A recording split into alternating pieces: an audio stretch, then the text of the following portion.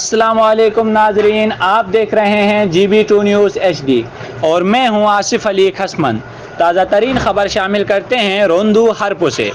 हरपो की आवाम की जानिब से हाई स्कूल हरपो में टीचर की कमी के खिलाफ एहतजाज। जब तक असातिज़ा की कमी को पूरा नहीं करते बाइकाट करने का ऐलान। टीचर की कमी की वजह से हरपो के तमाम स्कूलों को आज एहतजाजन बंद करके तमाम बच्चे सड़क पर बैठे हुए हैं। हरपो के अवाम का हुक्काम बाला से जल्द नोटिस लेने का मुतालिबा।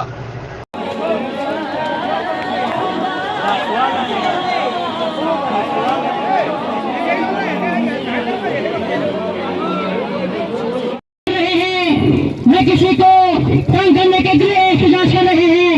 यहाँ पे सिर्फ हरपो के अवाम और पेरेंट्स टीचरों की कमी को पूरा करने के लिए एहतजाज की जा रही है।